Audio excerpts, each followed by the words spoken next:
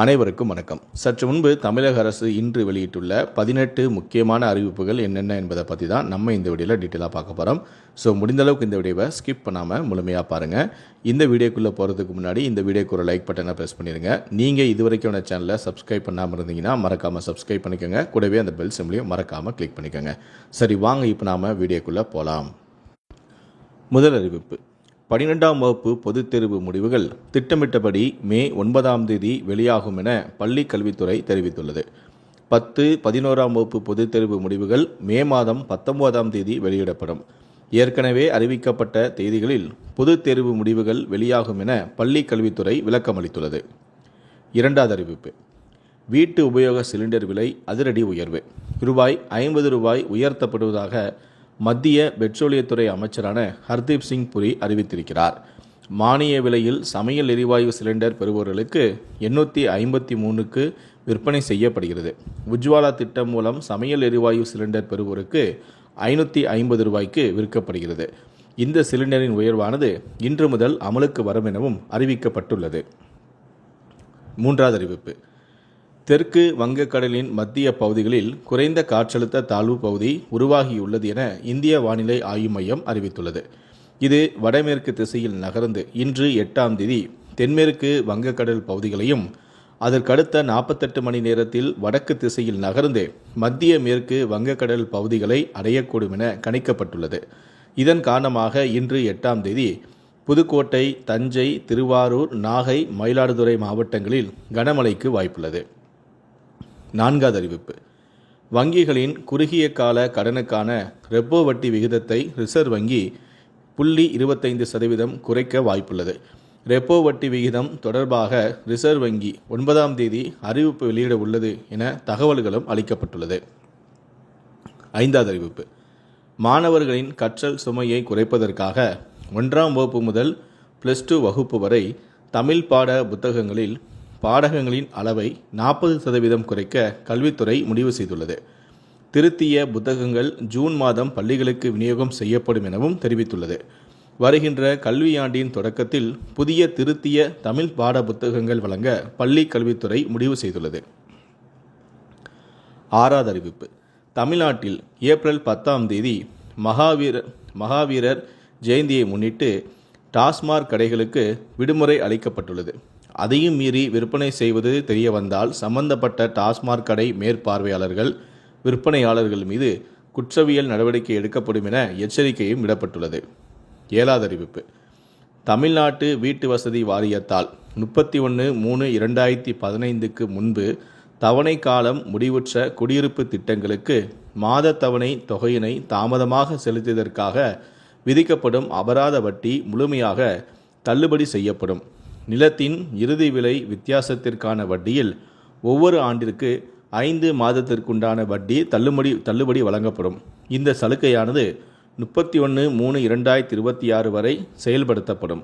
இதன் மூலமாக நீண்ட காலமாக நிலுவையில் உள்ள இனங்களில் ஒதுக்கீடுதாரர்கள் விரைவாக விற்பனை பத்திரம் பெற்றுக்கொள்ள இயலும் என சட்டப்பேரவையில் அமைச்சரான முத்துசாமி அறிவித்திருக்கிறார். எட்டாவது அறிவிப்பு: சட்டப்பேரவைக்குள் இனி யாரும் பாதகைகள் மற்றும் பேட்ச் போன்றவற்றை அணிந்து வரக்கூடாது என பேரவை உறுப்பினர்களுக்கு சபாநாயகரான அப்பாவு உத்தரவிட்டிருக்கிறார். மேலும் சென்னை, மதுரை, கோவை, சேலம், திருச்சி உள்ளிட்ட மாவட்டங்களில் ஆதிவனம் திட்டம் இந்த ஆண்டு செயல்படுத்தப்பட உள்ளதாக வனத்துறை அமைச்சரான பொன்முடி தெரிவித்திருக்கிறார்.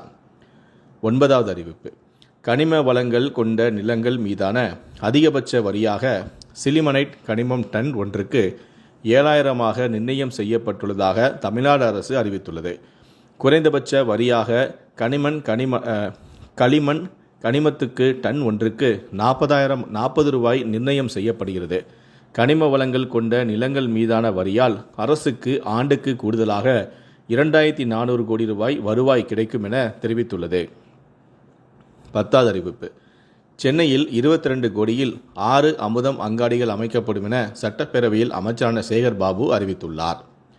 11வது அறிவிப்பு: அரசு சட்டக்கல்லூரி மாணவர்கள் பயன்பெறும் வகையில் அனைத்து சட்ட பாடக புத்தகங்களும் தமிழில் மொழிபெயர்க்கப்படும் என சட்டத்துறை அமைச்சரான ரகுபதி அறிவித்திருக்கிறார். மேலும் சென்னை, ஈரோடு, கள்ளக்குறிச்சி உள்ளிட்ட 14 மாவட்டங்களில் தலா ஒரு சிறப்பு நீதிமன்றம் வீதம் 14 சிறப்பு நீதிமன்றங்கள் 3 கட்டங்களாக அமைக்கப்படும் எனவும் அமைச்சரான ரகுபதி அறிவித்திருக்கிறார். 12வது அறிவிப்பு. கோடைக்கால விடுமுறைக்கு வெளியூர் செல்ல ஆன்லைனில் முன்பதிவு செய்யும் 75 பயணிகளுக்கு சிறப்பு பரிசுகள் வழங்கப்படும் என தமிழ்நாடு அரசு போக்குவரத்து கழகம் அறிவித்துள்ளது.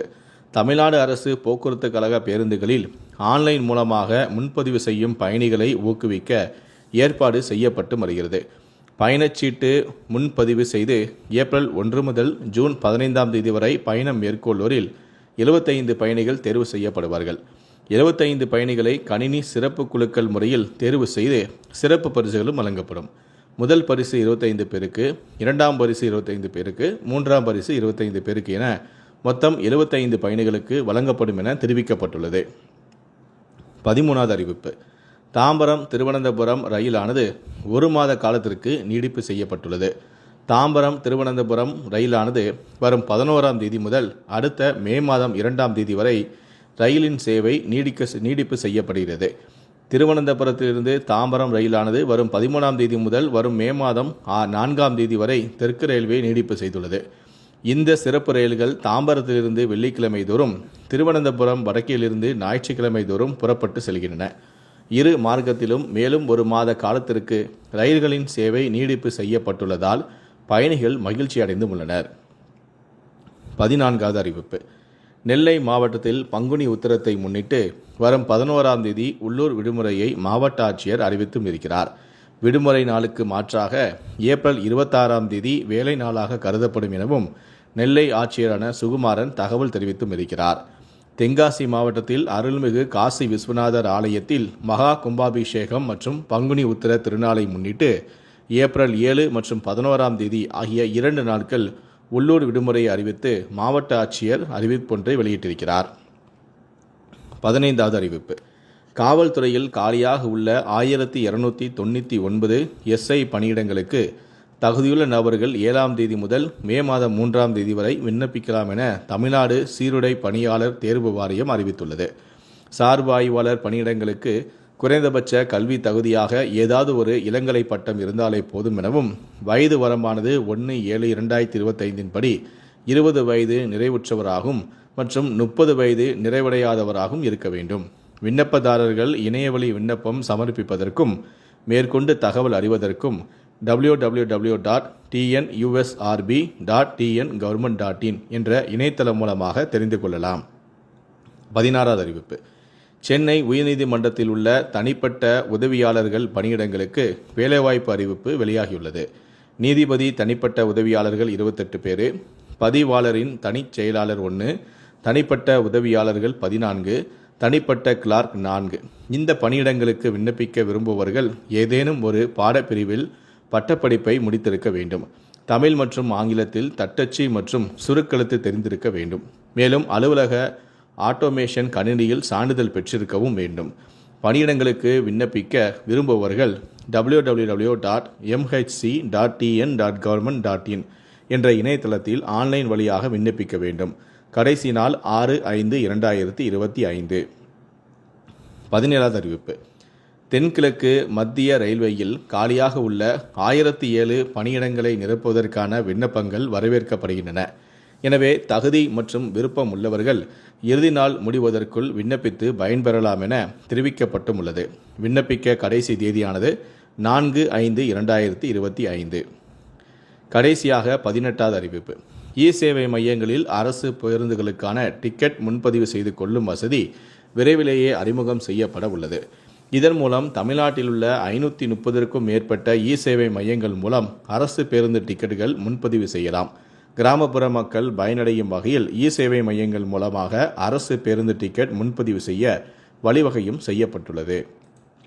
இந்த 18 அறிவிப்புகளை பற்றிய உங்களுடைய கருத்துக்களை கீழே இருக்கக்கூடிய கமெண்ட் செக்ஷனில் மறக்காமல் சொல்லுங்கள்.